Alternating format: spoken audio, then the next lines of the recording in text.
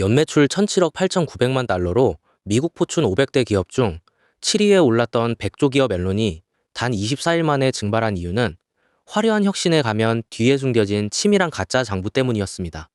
포춘지 선정, 미국에서 가장 혁신적인 기업 1위에 1996년부터 2001년까지 6년 연속으로 이름을 올렸던 이 거대한 공룡은 상상조차 할 수 없을 만큼 부실했죠. 2001년 11월 8일 스스로 회계 오류를 자인한 지 불과 24일 만인 12월 2일, 앨런은 전격적으로 파산 신청서를 제출하게 됩니다. 월스트리트 전체를 완벽하게 속여넘긴 역사상 가장 대담한 회계 사기극의 서막이 열린 셈이었네요. 정점 시기 주당 90.75달러에 달하던 앨런의 주가는 파산 직전 0.26달러로 무려 99.7%나 폭락했습니다. 주주와 투자자들이 입은 손실 총액만 해도 약 740억 달러, 한화로 약 90조에서 100조 원에 이르는 천문학적인 규모였죠. 더욱 끔찍했던 것은 하루아침에 직장을 잃은 2만여 명의 임직원들이었습니다. 당일 즉시 해고 통보를 받은 이들의 401k 퇴직연금 자산 12억 달러 이상이 한순간에 휴지 조각인 영원으로 증발해버렸군요. 흔히 사람들은 앨런이 2000년대 닷컴 버블 붕괴나 갑작스러운 외부 경제 불황 때문에 무너졌다고 생각하곤 합니다. 하지만 진실은 전혀 달랐죠.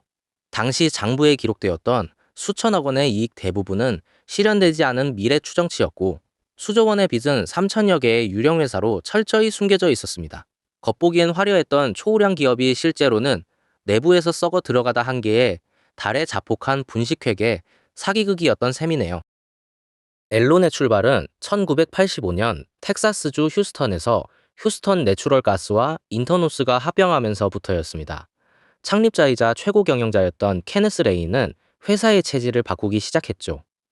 단순하게 천연가스를 파이프라인으로 운송하던 전통 사업에서 벗어나 금융과 파생상품 기법을 접목한 에너지 트레이딩 기업으로의 대전환을 꾀한 것입니다. 보수적이던 에너지 시장에 금융중개 모델을 들여오며 앨런은 단숨에 시장의 총알로 떠올랐군요. 자신감을 얻은 앨런은 전력과 가스를 넘어 날씨 파생 상품과 초고속 인터넷, 광대역 대역폭 거래까지 영역을 넓혀 나갔습니다. 실물이 존재하지 않는 무형 자산까지 거래 상품으로 만들며 거침없는 외형 성장을 이뤄냈죠. 그 결과 2000년 8월 기준 주가는 90.75달러를 기록했고, 시가총액은 약 700억 달러, 한화로 약 85조에서 90조 원에 도달했습니다. 세상의 모든 것을 거래하겠다던 앨런의 질주는 끝이 없어 보였네요. 포춘지는 앨런을 1996년부터 2001년까지 6년 연속으로 미국에서 가장 혁신적인 기업 1위로 선정했습니다. 월스트리트의 네로라는 최고 애널리스트들과 언론 역시 입을 모아 찬사를 쏟아냈죠. 그 누구도 이 복잡하고 화려한 비즈니스 모델의 실체에 대해 의심을 품지 않았습니다. 수많은 일반 투자자들은 거대한 권위와 장밋빛 전망을 믿고 기꺼이 전 재산을 앨런의 주식에 쏟아부었군요. 하지만 찬란한 영광 뒤편에 앨런 내부는 서서히 병들어가고 있었습니다. 제프리 스킬링의 주도로 매년 전 직원을 1등급에서 5등급으로 평가해 하위 15에서 20%를 무조건 강제 퇴출하는 랭크앤 양크 시스템이 도입되었죠. 극단적인 생존 경쟁 속에서 장기적인 기업 가치나 위험 관리는 완전히 무시당했습니다. 오직 당장의 분기 실적을 조작하고 계약 건수를 부풀려 살아남는 것만이 조직의 유일한 목표가 되어버렸네요. 이러한 조작을 가능하게 만든 핵심 무기는 바로 시가평가회계 기법의 악용이었습니다. 장기 계약을 맺으면 향후 10년에서 20년간 발생할 것으로 예상되는 미래 수익의 현재 가치를 계약 당일 즉시 전액 단기 매출과 순이익으로 잡아버린 것이죠. 실제로 들어온 현금은 단 1원도 없었지만 장부상 영업이익은 마법처럼 폭증했습니다. 경영진은 이 허구의 장부를 바탕으로 막대한 보너스를 챙기고 주가를 부양했군요. 대표적인 사례가 바로 2000년 7월에 맺은 블록버스터와의 20년 만기 주문형 비디오 제휴 계약이었습니다. 당시에는 상용화 기술조차 갖춰지지 않았고 시범 서비스 수준에 불과했죠. 그럼에도 앨런은 계약 첫날 무려 1억 1090만 달러의 미래 추정 이익을 장부에 선반영해 버렸습니다. 아직 존재하지도 않는 기술과 시장에서 수천억 원의 가짜 이익을 미리 만들어낸 셈이네요. 부풀려진 가짜 이익의 이면에는 눈덩이처럼 불어나는 실제 손실과 빚이 자리 잡고 있었습니다. 최고 재무 책임자 앤드루 페스토는 LJM, 추코, 랩터, 화이트윙을 비롯해 무려 3,000개 이상의 역외 유령 회사와 특수목적법인을 만들었죠. 앨론의 투자 실패 자산과 부실 채권, 그리고 막대한 차입금을 이 특수목적법인의 장부가로 넘겨버렸습니다. 그 결과 본사의 대차 대조표에서는 수조 원의 빚이 감쪽같이 지워졌군요. 하지만 이 완벽해 보이던 비밀의 방에는 치명적인 약점이 숨어 있었습니다. 특수목적법인의 지급 보증 담보로 앨론의 자사주를 제공해 두었던 것이죠. 주가가 떨어지면 담보 가치가 폭락하며 전체가 연쇄 붕괴하는 시한폭탄 구조였습니다. 그 와중에 최고 재무 책임자 앤드루 페스토는 이들 사모펀드와 특수목적법인을 사적으로 굴리며 최소 3천만에서 4,500만 달러에 달하는 막대한 부당관리 수수료를 챙겼네요. 이러한 대담한 사기극이 가능했던 데에는 외부 감시자의 야합이 결정적이었습니다. 89년에 유구한 역사를 자랑하던 세계 빅5최고 권위의 회계법인 아서 앤더슨이 앨론의 회계 조작을 묵인하고 방조했기 때문이죠. 감사 수수료로 2,500만 달러, 컨설팅 수수료로 2,700만 달러 등 연간 총 5,200만 달러를 챙기며 깊은 유착 관계를 맺고 있었습니다. 자본시장의 파수꾼이어야 할 회계법인이 막대한 돈 앞에서 눈을 감아버렸군요. 모래성처럼 쌓아올린 거짓의 탑은 2001년 여름부터 균열을 드러냈습니다. 2001년 8월 14일, 취임한 지 불과 6개월밖에 되지 않은 최고 경영자 제프리 스킬링이 개인 사유를 들며 돌연사임했죠. 케네스 레이 회장이 급히 복귀했지만 바로 다음 날인 8월 15일 기업개발부 부사장 셰런 와킨스의 6페이지짜리 익명 내부 고발 서한이 회장실에 도착했습니다. 회계 부정으로 인해 회사가 회오리 바람 속에 폭발할 수 있다는 섬뜩한 경고였네요. 내부의 경고는 2달 만에 시장의 현실로 터져 나왔습니다. 2001년 10월 16일 앨론은 3분기 실적에서 6억 1,800만 달러, 하나로 약 8천억 원의 거액 순손실을 전격 공시했죠. 여기에 페스토 최고재무 책임자의 특수목적법인 관련 거래를 청산하면서 주주자본 12억 달러, 약 1조 5천억 원을 즉시 삭감한다고 기습 발표했습니다. 난공불락이라 믿었던 우량 기업의 갑작스러운 적자 공시에 시장은 걷잡을 수 없는 충격과 패닉에 빠졌군요. 의혹이 걷잡을 수 없이 커지자 미국 금융당국이 직접 칼을 빼들었습니다. 2001년 10월 22일 미국 증권거래위원회가 앨론의 특수목적법인 거래와 회계 부정에 대한 공식 조사에 착수한 것이죠.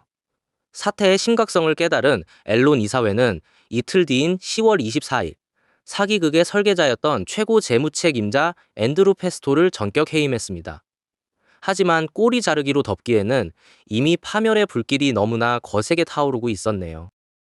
마침내 2001년 11월 8일 앨론은 과거 1997년부터 2000년까지 4개년치 재무제표를 전면 제작성하겠다고 공식 공시했습니다. 지난 4년간 벌어들였다고 자랑하던 순이익 중 5억 8,600만 달러를 취소 및 감소시키고 숨겨둔 부채 28억 달러를 장부에 추가 반영한 것이죠. 지난 세월 동안 시장을 속여온 숫자들이 모두 허상이었음을 스스로 인정한 순간이었습니다. 월스트리트가 앨론에 보냈던 굳건한 신뢰는 산산조각이 났군요. 자백의 대가는 가혹했습니다. 2001년 11월 28일 S&P와 무디스, 피치 등 3대 신용평가사는 앨론의 신용등급을 일제히 투기 등급으로 전격 강등했죠. 이로 인해 수십억 달러에 달하는 부채 조기 상환 압박이 일제히 터져나왔습니다.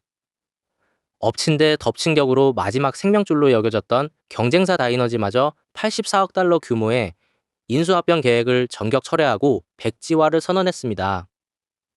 거대 공룡 앨론의 숨통이 완전히 끊어지는 순간이었네요.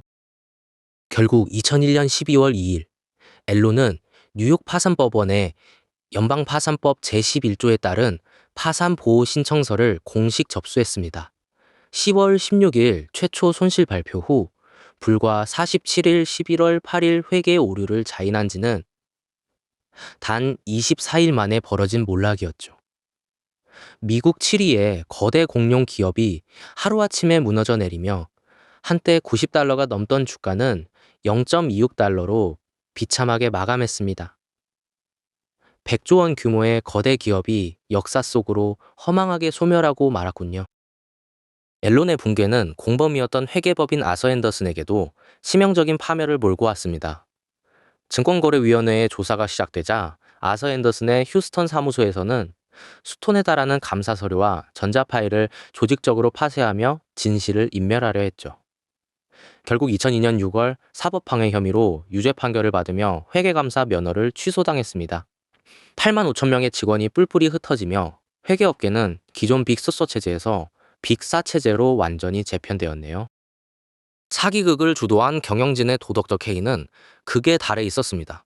일반 직원들의 401k 퇴직연금 주식 매도는 강제로 묶어둔 채 정작 자신들은 보유 주식을 사전 매도해 수억 달러의 현금을 챙겨 빠져나갔던 것이죠. 하지만 법의 심판을 끝내 피할 수는 없었습니다. 케네스 레이 회장은 유죄 판결 후 선고를 앞두고 심장마비로 사망했고, 제프리 스킬링 최고 경영자는 징역 24년 4개월을 선고받았습니다. 최고 재무책임자 앤드루 페스토 역시 징역 6년과 함께 2,400만 달러의 자산을 몰수당했군요. 앨런의 비극적인 잿더미 위에서 2002년 7월 사베인스 옥슬리법이 제정되어 조지 W. 부시 대통령의 서명으로 발효되었습니다. 최고 경영자와 최고 재무책임자가 재무제표의 정확성을 개인 자격으로 직접 보증 서명하도록 의무화했고, 허위 보고 시 최대 20년의 징역형을 부과하도록 했죠. 또한 상장기업 회계감독위원회를 신설하고 회계법인의 동일기업 대상 감사와 컨설팅 동시 수행을 엄격히 금지했습니다. 장부 위의 숫자가 아무리 화려해도 본질을 잃은 투자는 모래성처럼 위태로울 수 있다는 점을 돌아보게 되는 오늘인데요. 여러분의 소중한 자산과 일상에도 늘 흔들리지 않는 단단한 기준이 함께 하시기를 진심으로 응원합니다. 시청해 주셔서 감사합니다.